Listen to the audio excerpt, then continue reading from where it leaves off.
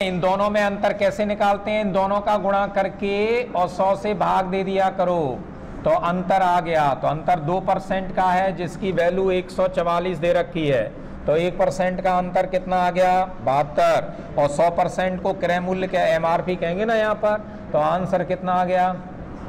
आ गया answer, that is given in E. इतने easy question है, कोई भी बाहर से नहीं आता। Question number 86। क्वेश्चन नंबर 86 में एक व्यापारी अपने सामान पर लागत मूल्य का 20% अधिक अंकित करता है। सामान का तो C उसकी 100 है, अंकित करता है 20%, तो कितने अंकित करेगा? 20% ज़्यादा करेगा तो 120 करेगा अंकित। वह अपने ग्राहकों को अंकित मूल्य पर 8% की छूट देता है। इसका 8% कितना होगा?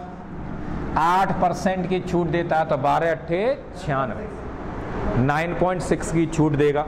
120 में से 9.6 घटाएंगे तो 110.4, 9.6 घटाएंगे तो 110.4 आएगा। अब क्या है, छूट देता है तो आपको परसेंट लाभ बताएं। तो आप परसेंट लाभ 100 से कितना ज़्यादा है, तो बस आ गया आंसर, पहला ही आंसर है इसका। क्वेश्चन नंबर 87 में दे रखा है, यदि आदमी अपने पंखे के विक्रय मूल्य 1250 से घटा करके 1000 कर देता है ना, 1250 से, अब वो 1250 में बेच रहा था, उसे 1000 में बेच रहा है वो, और 1000 में बेच रहा है तो हानि 20% बढ़ जाती। तो कितना कम हुआ है इसमें, कितना कम हो रहा है? तो 20% हानि का मान 250, तो 1% का मान कितना हो गया? 1% का मान 12.5 हो गया। तो 100% का मान 1250, ये हानि आ गई ओरिजिनल, और ये हानि ओरिजिनल आ गई और 1250 में बेच रहा था, तो क्रय मूल्य 1250 में 1250 जोड़ेंगे तो उसका क्रय मूल्य आ गया 2500। तो आंसर आ गया यहाँ पर 2500। ये की में दे रखा है, that is given in B, ये भी आंसर आ गया। इसका क्रय मूल्य पूछा है। Question number 88। एक मिश्रण में 2 द्रव 3 और 5 के और दूसरे मिश्रण में 6:1 है। एक में 3:5 का अनुपात है, दूसरे में 6:1 का अनुपात है। ये बताया था मैंने, एक बर्तन में दूध और पानी का अनुपात 3:5 है, दूसरे में 6:1। अब दोनों मिश्रणों को किस अनुपात में मिलाएं कि 7:3 का अनुपात हो जाए? इन दोनों को मिलाना है कि वो अनुपात कितना हो गया? 7:3। तो मैंने क्या बताया था, इसमें एलिगेशन का प्रयोग करते हैं। इसका योगफल कितना है? 8। इसका योगफल, तो 8, 7, 10 का हमें एलसीएम लेना पड़ेगा। अब इसका एलसीएम लेंगे तो अब ये बड़ा एलसीएम आएगा। तो ऐसे केस में क्या करते हैं, ऐसे केस में हम क्वेश्चन करने के लिए, यहाँ पर 8 है तो 7 और 10 का गुणा करके 70 का गुणा इसमें कर देते हैं, तो 350 आ गए। एलसीएम लेने की जरूरत नहीं पड़ती जब तीनों अलग अलग होते हैं। ये 8 हो रहा है, ये 7 हो रहा है, ये 10 हो रहा है, तो हमें 350 हो गया। अब इसकी वैल्यू लेंगे तो किसका गुणा करेंगे? 80 का। 80 एकन 80 हो गया। अब इसकी वैल्यू लेंगे यहाँ पर तो किसका गुणा करेंगे? 8 सत्ते 56 का 3 गुना, 8 सत्ते 56 का 3 गुना निकालेंगे तो 3 18 हो गया, और 5 15 और 1 16। तो अब इसमें क्या, अब इसमें बड़ा दे दिया है, अब बड़ा दे दिया तो क्या करेंगे, उसमें करना ही पड़ेगा। आपको मैंने बताया था कि जब, अब आपको क्वेश्चन जो मैंने बोले थे उसमें अनुपात 3, 2, 4, 1 और ऐसे दिया जाता था कि उसका एलसीएम छोटा होता। यहाँ पर ये तीनों 8, 7, 6, 10 का एलसीएम लो आप, और इसका या तो एलसीएम ले लेंगे और एलसीएम इसका लेंगे, तो अब इसमें 8 सत्ते 56 पंजे 280 लेना पड़ेगा, और 280 एलसीएम लेगा तो अब एलसीएम लेने की जरूरत नहीं पड़ती। इसकी वैल्यू यहाँ पर निकालें तो 70 का मल्टीप्लाई कर दो, इसकी वैल्यू निकालें तो 80 का मल्टीप्लाई कर दो, इसकी वैल्यू निकालें तो 8 सत्ते 56 का मल्टीप्लाई कर। तो इसमें अंतर कितना आ गया? 8 में से 0 घटाएंगे 8 तो 88 आ गया।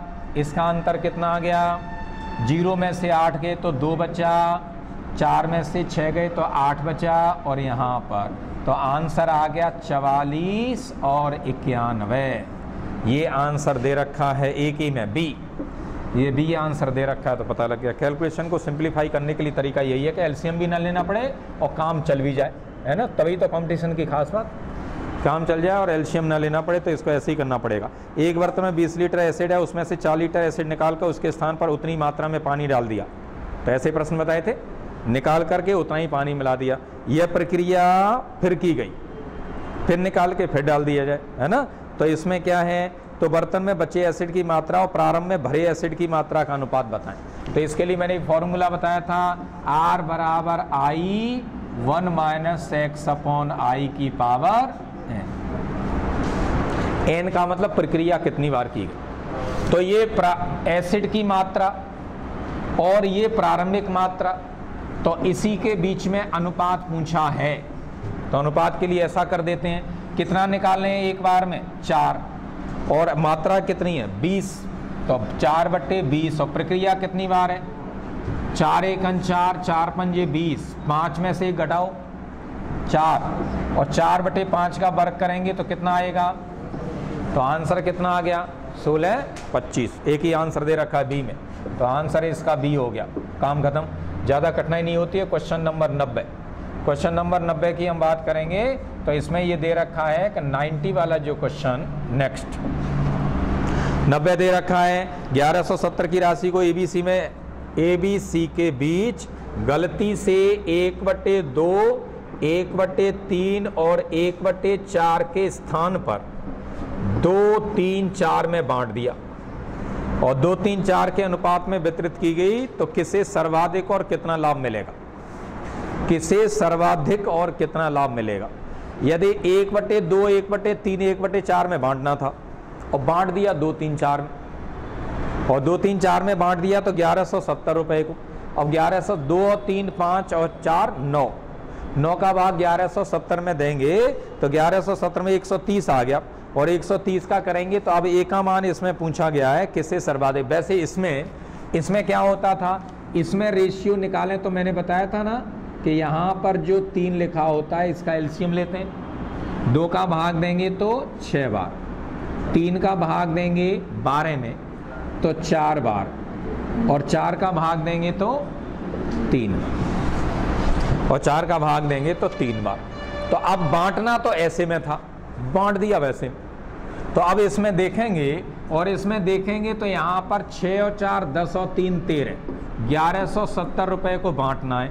तो 13 रेशियो का मान 1170 लिखेंगे तो 13 नम्मा 117, 90 रुपए मिलेंगे को। इसका मतलब इसको 540 मिलेंगे। इस आधार पर देखा जाए तो एक को 540 मिलेंगे और 9 चौक 36, इसको 360 रुपए मिलेंगे और इसको 270। लेकिन अब उसमें बांटेंगे तब तो 2, 3, 4 का मतलब 5, वो 7, 9 रेशियो का मान कितना दिया है 1170, तो एक रेशियो का मान हो गया 130। तो 130 का मतलब 260 इसे मिले, 390 इसे मिले और 520 इसे मिले। तो किसको ज़्यादा मिला, किसको ज़्यादा मिला, सी को। यहाँ पर सबसे कम मिल रहा था, वहाँ पर ज़्यादा। कितना ज़्यादा मिल गया, कितना ज़्यादा मिला ये पूछा। तो कितना ज़्यादा है, तो 520 में से 270 घटा दो, और 520 में से 270 घटाएंगे तो 250। तो सी को 250 रुपये ज़्यादा मिल गए। तो इसका आंसर क्या है, यही कह रहा है अनुपात में वितरित की गई हो तो किसे सर्वाधिक और कितना लाभ हुआ। किसे का मतलब यहाँ पर देखा जाए तो सी को सर्वाधिक हुआ, और कितना, क्योंकि अब इसमें इनको तो लॉस हो रहा है, इसको तो 30 रुपये ज़्यादा मिल रहा है, पहले वाले को तो लॉस हो रहा है। तो सी को ज़्यादा मिल गया, और सी को कितना ज़्यादा मिल गया 250 रुपये। तो ऐसा आंसर डी में दे रखा है, ऐसा आंसर डी में दे रखा है, सी को 250 रुपये। नेक्स्ट 91, अच्छा प्रश्न है, ध्यान रखें। क्वेश्चन नंबर 91, मिश्रित चाय के मिश्रणों में दार्जिलिंग और असम चाय का अनुपात, एक दार्जिलिंग है और एक असम की चाय है 4:7 का, दूसरे में अनुपात दिया है 2 और 5 का। इन दोनों मिश्रणों को किस अनुपात में मिलाया जाए कि दार्जिलिंग और असम चाय का अनुपात 6:13 हो जाए। फिर वही बात, 6 और 13 हो जाए, और 6 और 13 हो जाए तो इसमें भी तो वही काम करेंगे। 11 हो गया, ये कितना हो गया 7 और ये 19। तो फिर देखिए अलग अलग आ गया, और अलग अलग आ गया तो आप क्या करेंगे 11, अब इसका एलसीएम लेंगे तो 11 7 19, तो 19 7 133 में 4 का गुणा करो, 4 तिया 12, 4 तिया 12 1 13 और 4 और 1 5। भाई 19 7 133 में 4 का गुणा करके लिखेंगे तब पहला अनुपात आएगा। और ऐसे ही 19 का 11 में गुणा करते हैं तो कितना होता है 209। 209 में 2 का गुणा करेंगे तो कितना होगा 418। अब 6 में गुणा किसका करेंगे? 11 7 77, 77 में 6 का गुणा करेंगे तो 6 सत्ते 42 और 42, 6 सत्ते 42 और 4 46। इसका अंतर कितना है? 30, 30 ही तो आए नहीं, 130, 130 आए नहीं, क्योंकि इसमें, हाँ इसमें क्या करेंगे, क्योंकि इसमें से घटाएंगे ना, तो यहाँ पर 0 बचा, 13 में से गया तो 13 में से 6 गया तो 7 बचा। अच्छा, अब इसमें से घटाएंगे आप 62, 12 में से 8 गए तो 4 बचा और 5 में से 1 गए तो 4 बचा। आंसर आ गया 22 और 35। एक में ही आंसर दे रखा है, 22 और 35 पहले वाले में आंसर दे रखा है, तो ये आंसर हो गया 22 और 35। इसका आंसर हमें पता लग गया। क्वेश्चन नंबर 92, थोड़ा सा और बैठना पड़ेगा। क्वेश्चन नंबर 92, 3 किस्म की चाय के मिश्रण में वजन का अनुपात 4 5 8 है। वजन का अनुपात 4 5 8 है। 3 टाइप की चाय है ABC। अच्छा, उनका वजन ऐसे दे रखा है 4 5 8। पहली चाय 4 किलोग्राम है, दूसरी 5 और तीसरी 8। अच्छा जी, यदि पहली किस्म की चाय 5 किलोग्राम मिला दी जाए, ये 5 किलोग्राम मिला दी जाए, दूसरे प्रकार की चाय 10 किलोग्राम मिला दी जाए, तीसरे प्रकार की चाय जो है कितनी मिलाई जाए, ये कितनी मिलाई जाए पूछा है, जिससे अनुपात 5 7 और 9 हो जाए। पहला अनुपात कितना बढ़ा है? 1। दूसरा अनुपात 2। क्यों बढ़ा है 2? हाँ, तो क्योंकि 10 है, इसकी मात्रा 5 से 10 हो गई तो 2 बढ़ गया। और तीसरा अनुपात 1 बढ़ा है, तो कन्फर्म है x का मान कितना होगा? यही होगा, तभी तो बढ़ेगा 1। तो आंसर आ गया 5। 5 आ गया। तो अब पूछा है कि तीसरी किस्म की चाय की मात्रा कितनी है। तो अब 1 अनुपात की वैल्यू 5, 1 अनुपात की वैल्यू 5, तो 9 अनुपात की वैल्यू कितनी होगी? 9 अनुपात की वैल्यू, हाँ ये आंसर दे रखा है यहाँ पर डी में। तो वो पूछा है अंतिम मिश्रण में तीसरी किस्म की चाय की मात्रा कितनी होगी। ऐसे ही क्वेश्चन 93 में 2 घड़ियों की लागत 16 23 के अनुपात में है। घड़ियों की लागत दे रखी है 16 और 23। एक घड़ी 16 रुपए की है, दूसरी 23 के है। पहली घड़ी की लागत 10% बढ़ जाती है। पहली घड़ी की लागत जो है 10% बढ़ जाती है, तो पहली घड़ी का मतलब 16 रेशियो है। अब इसमें 10% बढ़ेगी तो इसका मतलब 110/100 हो गई। ठीक है, 10% बढ़ जाती है। दूसरी घड़ी की कीमत 477 रुपये बढ़ जाती है। दूसरी घड़ी है 23 रेशियो, अब उसमें 477 बढ़ा दें तो इन दोनों का अनुपात 11-20 हो जाता है। लिख दो 11-20, तो अनुपात 11/20 हो जाता है। ऐसे ही करना पड़ेगा इसको। और ऐसे करेंगे तो ये आ गया यहाँ पर, देखिए ये, और ये आ गया तो 11 से 11 कट गया, 10 नीचे आ गया। ये 11 से 11 कट गया और 11 से 11 कट गया, उसमें इसीलिए तो 11 दिया है। 10 नीचे आ गया और 10 नीचे आएगा तो 10 से ये कट जाएगा, 0 से कौन सा 0 कट गया, और 0 से कट गया तो ये तो ख़त्म हो गया, और ये ख़त्म हो गया तो 16 रेशियो में 2 का गुणा करेंगे तो कितना रेशियो हो जाएगा? 32। और बराबर कितना हो जाएगा? 32 बराबर हम देखेंगे तो इसकी वैल्यू हो जाएगी 2 का गुणा 16 में करेंगे तो 32 रेशियो बराबर 23 रेशियो और प्लस 477। इसमें से घटाएंगे तो 9 रेशियो बराबर 477। 9 पन्ना 45 हो गया, और हाँ तो एक रेशियो का मान कितना आ गया? 53। कौन सी घड़ी का पूछा है? दूसरी घड़ी की प्रारंभिक लागत। दूसरी घड़ी का रेशियो कितना है? Very good. तो 23 रेशियो का मान बताना है।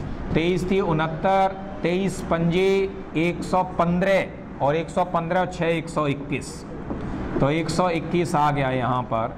तो 121 वैल्यू हो गई 1219 रुपये है। एक ही में आंसर दे रखा है, that is given in D. तो डी में आंसर दे रखा है क्वेश्चन नंबर 94। ऐसे प्रश्न आ रहे हैं। 11 संख्याओं का औसत 36 है, जबकि उनमें से 9 का औसत 34 है। 11 का 36 है तो 36 होगा तो कितना हो गया? 6 9 3, इनका योगफल हो गया। उनमें से 9 का औसत 34, तो 9 का औसत यहाँ पर 34 दे रखा है, तो 9 चौक 36, 9 30 27 और 3 31, तो बची कितनी? 2 संख्याओं का योगफल कितना आ गया? 80। यदि उनका यहाँ पर अनुपात 2-3 है, अनुपात 2-3 है तो 2 और 3 के अनुपात में इसको बांटेंगे तो 5 रेशियो का मान 80, तो 1 रेशियो का मान 16। तो छोटी संख्या कितनी होगी 32 और बड़ी संख्या कितनी होगी 48। तो एक आंसर दिया है कि लघुत्तम संख्या का मान, तो लघुत्तम संख्या का मान यहाँ पर, क्योंकि जब इसको घटाएंगे हम और घटाएंगे तो इसमें, क्योंकि इसको हम 11 से भाग देंगे तो 6, 6, 3, 9, 396 होगा। 11 संख्याओं का औसत 36, जबकि उनमें से 9 का औसत 34 है। तो 9 चौक 36, 9 30 27 और 3 30 होंगे, है ना। ये 31 लिखे थे और 30 होंगे तो ये कितना हो जाएगा 90, और ये 90 हो जाएगा तो कितना हो जाएगा 5 रेशियो का मान 18, तो 18 दूनी 36, 18 3 54। तो छोटी संख्या क्या होगी, ऑप्शन से पता लग जाता है, क्योंकि उसमें वो ऑप्शन नहीं था, तो ये आंसर सी दे रखा है। तो क्वेश्चन नंबर 95, आप कहीं गलती करते हैं तो ध्यान रखें। तो 95 20 संख्याओं का 35 आता है, बाद में एक का पता चला 20 संख्याओं का औसत 35 दिया है और 35 दिया है, तो इसमें पूछा है कि बाद में एक का पता चला कि औसत निकालते समय एक संख्या 85 को गलती से 45 पढ़ लिया। तो 85 को 45 पढ़ेंगे तो कितना कम हो गया, 45 को हमने 85 को हमने 45 पढ़ा, इसका मतलब हम 30 कम जोड़ गए, कितना हो गया 40 पहले कम जोड़ गए थे, इसलिए औसत 35 आया। यदि 40 जोड़ रहे होते तो औसत कितना आता, 2 और बढ़ जाता, और 2 औसत और बढ़ जाता तो आंसर कितना हो गया 37। एक ही ऑप्शन दे रखा है डी में। तो क्वेश्चन नंबर 96 इसमें ऐसे आए औसत के क्वेश्चन 96 में दे रखा है यहाँ पर। ये जो है आपको ग्राफ वाले प्रश्न है, ग्राफ वाले प्रश्न वैसे ही देख करके आप कर सकते हैं, इसमें ज़्यादा कठिनाई नहीं है। तो पहले का आंसर इसमें 96 का ए है, 97 का सी है, 98 का डी है, 99 का सी है, 100 का ए है। इस तरह से एसटी पूरी। अब जा